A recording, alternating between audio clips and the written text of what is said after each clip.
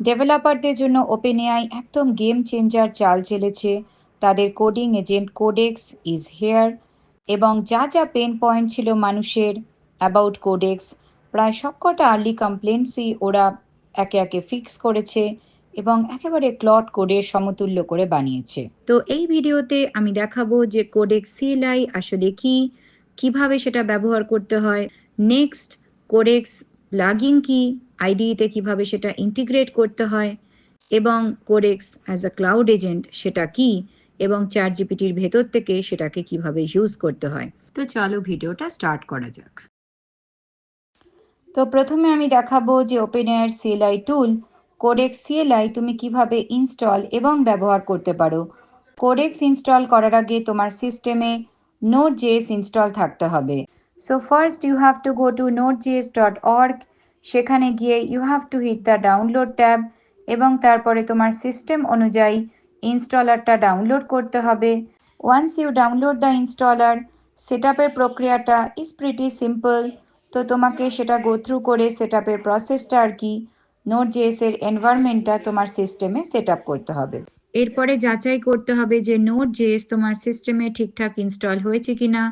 সেই জন্য node hyphen hyphen version লিখে you have to hit enter. যদি তুমি এরকম একটা ভার্সন নাম্বার পাও, তার মানে you are good to go. তারপর আসল কাজ হচ্ছে কোডেক্স ইনস্টল করা। তার জন্য কমান্ড হচ্ছে npm install -g, g stands for global, then @openai/codex। তো এই কমান্ডটা তুমি যদি টার্মিনালে পেস্ট করো, then Codex CLI will be installed globally. Next টার্মিনালে তোমাকে কোডেক্স লিখে এন্টার প্রেস করলে you will get two options.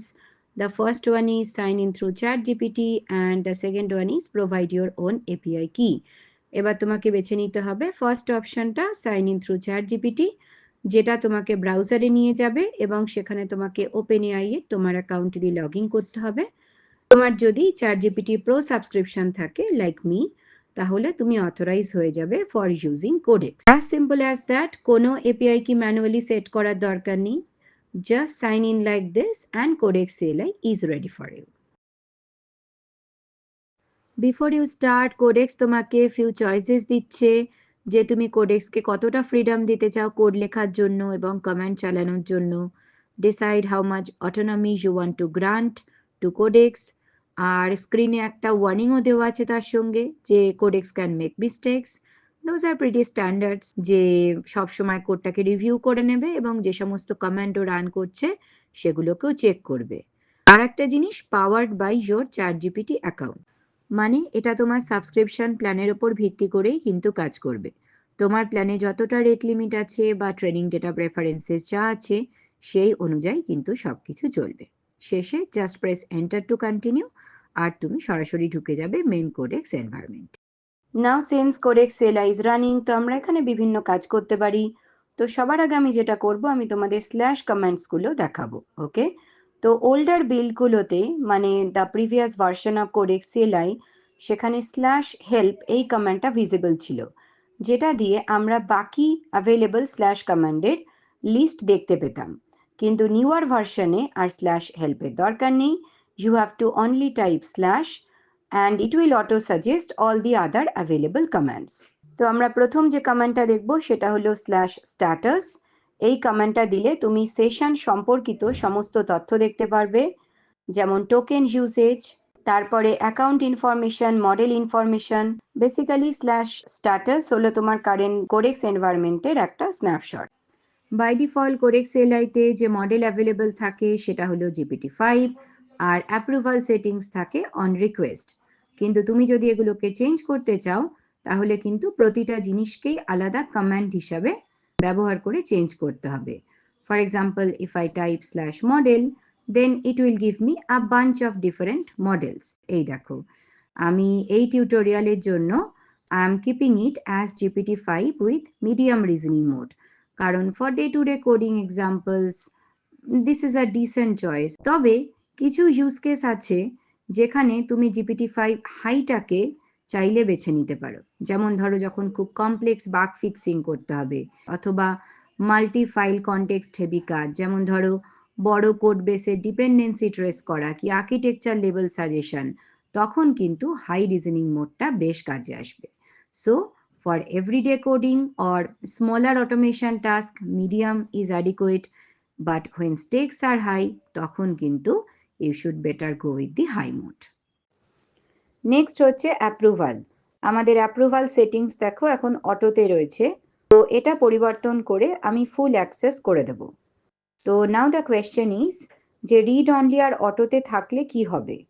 এটাই যে তোমাকে বারবারও প্রম্পট করবে যে do you want this changes to be made to the file, তুমি কি এটা অ্যালাউ করতে চাও, তুমি কি এই কমান্ডগুলো রান করতে চাও, এই অ্যাকশনটা চালাতে চাও। এতে তোমার অনেক স্লো হয়ে যাবে এগোনোটা। তো আমি যদি এটাকে ফুল অ্যাক্সেসে সেট করি তাহলে আমরা অনেক ফাস্ট এগোতে পারবো, আমাদের প্রতিবার অ্যালাউ করার জন্য ওয়েট করতে হবে না। কিন্তু বাস্তবে তুমি বেশিরভাগ সময় রিড অনলিতেই রাখতে চাইবে, কারণ তুমি চাও যে যাতে তুমি অডিট করতে পারো যে এআই অ্যাকচুয়ালি তোমার অ্যাপ্লিকেশনে কি কি অ্যাড অন করছে বা what kind of changes it is making, তুমি যাতে সেগুলো পর্যবেক্ষণ করতে পারো। তো চলো এবার আমরা এআই কে কিছু একটা বানাতে বলি। We will be sending some message to the AI and accordingly it will make something. তো আমরা এটাকে বলবো যে একটা রিয়াক্ট ওয়েব অ্যাপ বানাতে, যেখানে শার্টসিএন ইউআই হবে আর অ্যাপটা হবে একটা to do app with persistence. Okay, one thing I want to mention while this is running, যে এটা চালানোর জন্য তোমার কিন্তু একটা টাকা খরচ হচ্ছে। তুমি যদি এপিআই কি মোডে সাইন ইন করে থাকো তাহলে তোমাকে এই জেনারেলের আন্ডারে ইউজেজ সেকশনে তোমার বিলটা শো করবে। তুমি যদি আমার মতো Codex via ChatGPT sign in করো তাহলে কিন্তু তোমার এই এপিআই ইউজেজ সেকশনে কিছু শো করবে না। For that reason my usage section looks empty, কারণ আমার সাবস্ক্রিপশন প্ল্যানের আন্ডারে এটা কভার্ড।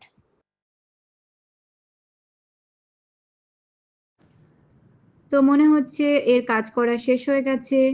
আমাকে বলছে যে কি করে অ্যাপ্লিকেশনটা আমি চালাতে পারবো, হাউ টু রান। তো I am just following the instructions.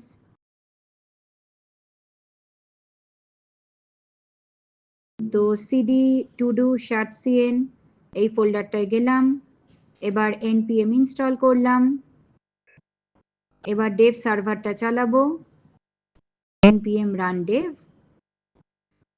Alright, এবার চলো ব্রাউজার ওপেন করে লোকালহোস্ট 3000 এ যাওয়া যাক। অ্যান্ড হিয়ার ইট ইজ, আমার অটোমেটিক্যালি ব্রাউজারটা খুললো টু ডু অ্যাপে। তো চলো এবার দেখি যে এটা ঠিকঠাক কাজ করছে কিনা। তো চলো এবার আমরা দেখে নিই যে আমাদের শার্টসিএন টু ডু অ্যাপটা কিভাবে কাজ করছে। তা প্রথমে আমি একটা টাস্ক অ্যাড করছি, মেক আ ভিডিও। এখানে অ্যাড বাটনে প্রেস করলেই দেখো এটা লিস্টে চলে এসেছে। পাশে চেকবক্স আছে যেটা দিয়ে আমি কাজটা ডান হিসাবে মার্ক করে দিতে পারি, আর এই ডান দিকে ডিলিট বাটনে প্রেস করলে তবে কাজটা আমি সরিয়ে ফেলতে পারি। বাকি ট্যাবগুলো একটু দেখে নিই। সবার ওপরে রয়েছে অল বাটন, যেখানে আমরা সবকটা টাস্ক একসঙ্গে দেখতে পারবো। তারপরে রয়েছে অ্যাক্টিভ, এখানে শুধু ইনকমপ্লিট টাস্কগুলোই আমরা দেখতে পারবো। দাঁড়াও আর একটা টাস্ক অ্যাড করি।